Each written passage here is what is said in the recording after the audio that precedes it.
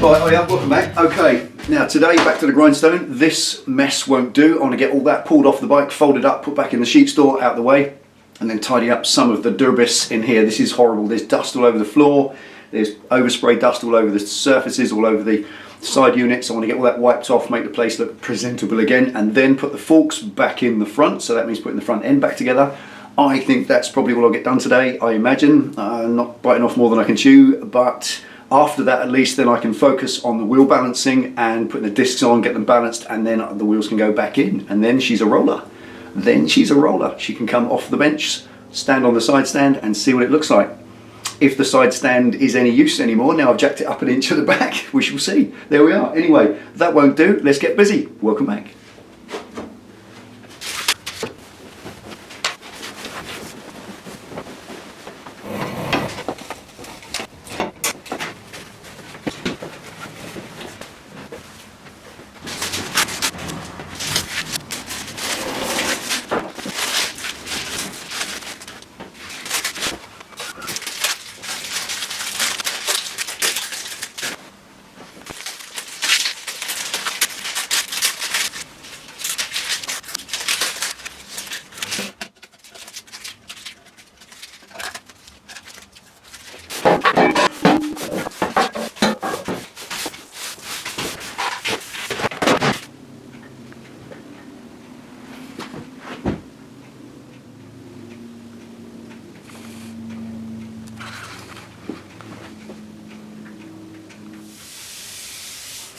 Lovely, happy with that. I reckon that's a 95% success. There's just two little patches now. All of that smooth, both sides. The front is perfect. Let's turn that off. All the front area is perfect, and all from there to there backwards is perfect. Everything's cool. There's just two little areas that big either side, that's all. And there's no need to stress about that. I'm not going to rip all this off to do it again, because you risk it reacting somewhere else. Obviously I've managed to stifle that reaction and stop it, and it's good. It's minimal. Now, as I learned from Milo a long time ago, patience is the key with paintwork. It truly is, right across the board. I know I talk about Milo a lot, and I'm sorry if that bores some of you, but I had the utmost respect for him. He was my mentor for paint. I learned so much, and I try to bring in some of the things that I learned from him into everything that I do. And for this one, that is going to be patience, absolute patience. There's all the time in the world. I don't need this bike today, and I don't need to worry about those wrinkles in the paint today. So this stuff takes about 2 to 3 months to cure fully. It's a curing paint rather than a drying paint, and as such, it will go off eventually, and that will become completely inert. And when it is, then I can very gently take out those wrinkles and just dust them in with a little lick over, mask off that single area, and just dust it in and buff it out. Honestly, that will disappear forever, and I don't need to do it today. I've got far bigger things to be worrying about, I'm sure you'll agree, and those two little tiny areas of reaction are not one of them. Okay, so there we are. Let's get on with it.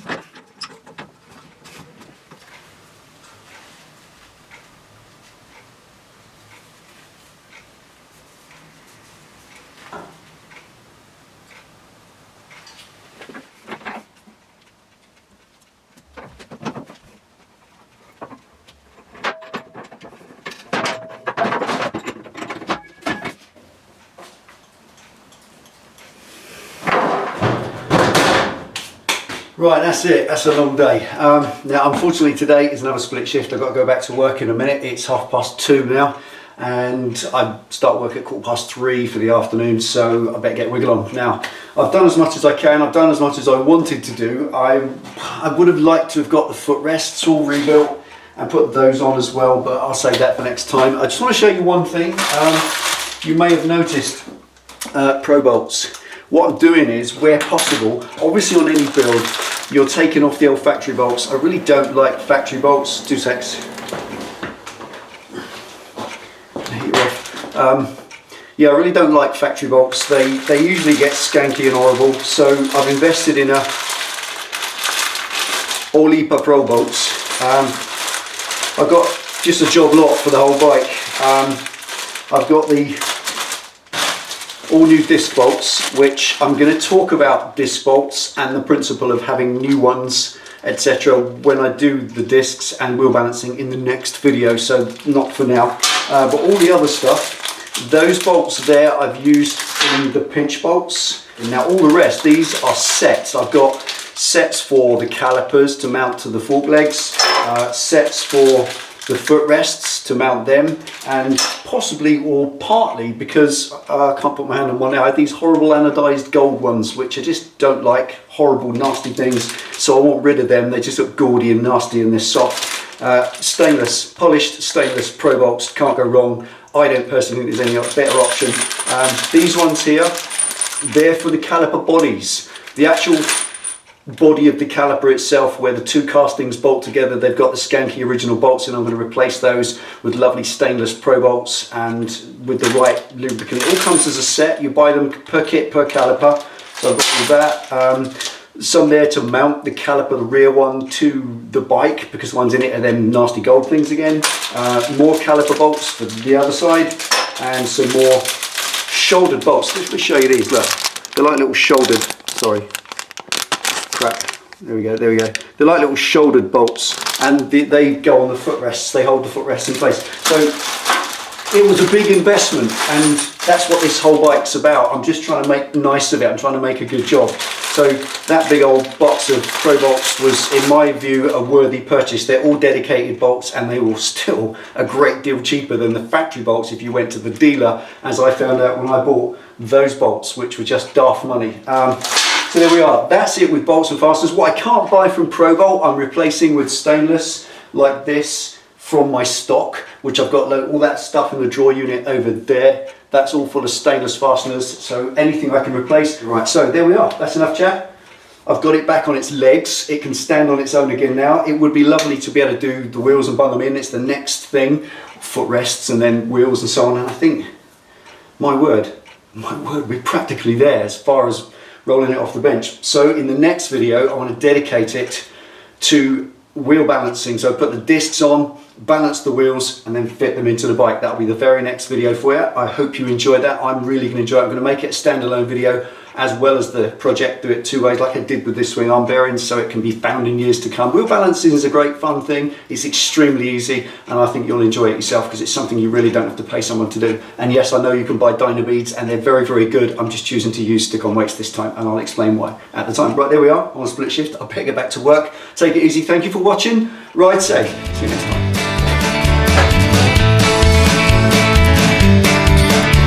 Standing in the middle of the street with trembling hands. Well, I'm sweating like a dog, waiting for the clock to strike.